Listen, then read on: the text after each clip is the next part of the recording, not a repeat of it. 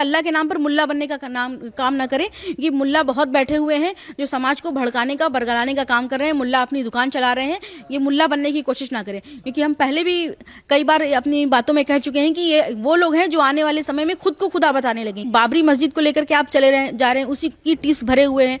किस बात के लिए? बाबर आपका पूर्वज नहीं था, बाबर तो मंगोल था, वो आपका पूर्वज तो था नहीं, ना ही वो किसी पैगंबर का नाम है, ना ही किसी पीर औलिया का नाम है जिसके नाम पर आप इतना छाती पीट करके मुसलमानों को भड़काने का काम कर रहे हैं। राम सबके पूर्वज हैं, राम हमारे भगवान थे, ये सब जानता है। मगर बाबर किसका पूर्वज है ये सब जानता है, ये क्योंकि बाबर मंगोल था। बाबर के पूर्वजों ने ही खलीफा की हत्या कराई थी, जो मुसलमानों के अंतिम खलीफा थे अबू मुस्तसिम बिल्ला की।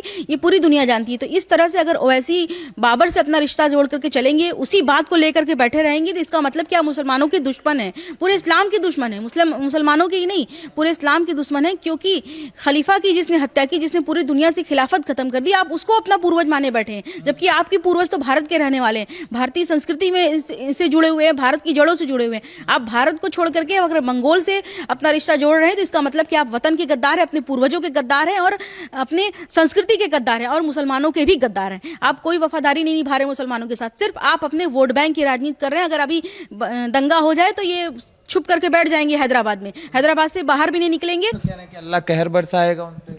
अल्लाह किस पे कहर बरसाएगा वो आने वाला वक्त बताएगा, क्योंकि अल्लाह उनके कान में आकर के फूंक नहीं रहा है कि हम इस पे ये करेंगे उस पे वो करेंगे। इसलिए अल्लाह क्या करेगा वो अल्लाह की मर्जी पे छोड़ दें। वो अल्लाह के नाम पर लोगों को भड़काने का काम ना करें, क्योंकि अल्लाह के नाम पर मुल्ला बनने का काम ना करें। ये मुल्ला बहुत बैठे हुए हैं जो समाज को भड़काने का बरगलाने का काम कर रहे हैं। मुल्ला अपनी दुकान चला रहे हैं। ये मुल्ला बनने की कोशिश ना करें, क्योंकि हम पहले भी कई बार अपनी बातों में कह चुके हैं कि ये वो लोग हैं जो आने वाले समय में खुद को खुदा बताने लगेंगे, खुद को कहेंगे कि अल्लाह ने हमसे आके डायरेक्ट कहा है तो मुझे अल्लाह मानो। ये उस तरह के वैसी जैसे लोग उस तरह के लोग हैं और आने वाले समय में हो सकता है ये खुद को खुदा बना दे।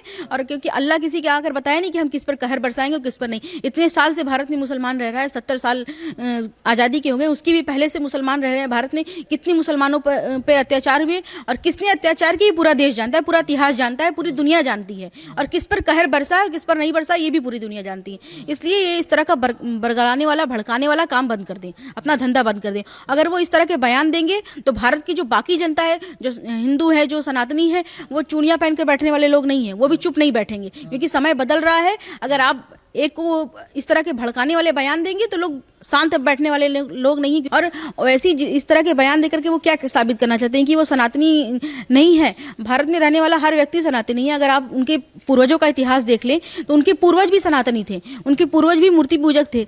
इस बात से वो गुरेज नहीं कर सकते, इस बात से वो मुकर नहीं सकते। आज वो टोपी लगा करके, दाढ़ी बढ़ा करके मुसलमानों को भड़काने का काम कर रहे हैं, तो ये गलत है। अपने पूर्वजों को भूलने का काम कर रहे हैं। अगर भारत के लोग अपने पूर्वजों को भूल जाएंगे तो वो कहीं के नहीं रहेंगे। और उनको जरूरत है ओवैसी साहब को फिर से अपना इतिहास पढ़ने की, इतिहास खंगालने की, और इतिहास पढ़ करके अपने पूर्वजों को याद करें कि किस तरह से उनके पूर्वज भारत के थे और भारत के मूर्ति पूजक थे, सनातनी थे। अपने सनातन संस्कृति को याद करें और पुनः अपने इतिहास को देखें कि पूर्वजों किस तरह से उनके पूर्वजों ने सनातन संस्कृति को अपनाया है। तो अगर उनको ज़्यादा दिक्कत हो रही है भारत से, तो वो भारत छोड़ करके पाकिस्तान चले जाएं या दूसरे देश चले जाएं।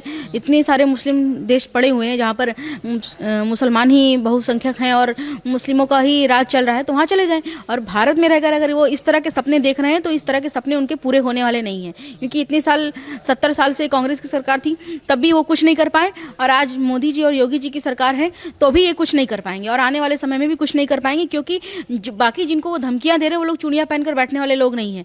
इतने सालों से भारत पर हमले हुए, मगर भारत के इतिहास को मिटाने की कोशिश की गई, फिर भी नहीं मिटा पाए। चाहे वो शक आए, हूड़ आए, मंगोल आए, मंगोलों के आक्रमण हुए, मंदिरें तोड़ दी गई, मस्जिदें तामीर कर दी गई, फिर भी भारत के इतिहास को मिटा नहीं पाए, इस संस्कृति को मिटा नहीं पाए। तो वो जो इस तरह के बयान देकर के भारतीय संस्कृति को मिटाने का और यहाँ के लोगों को मिटाने की बात कर रहे हैं, तो अगर ऐसे मिटाने वाले लोग की हस्ती खुद ब खुद मिट जाती है और वो लोग नेस्तो नाबूद होकर के इसी मिट्टी में दफन हो जाएंगे और उन्हें कोई पूछने वाला नहीं।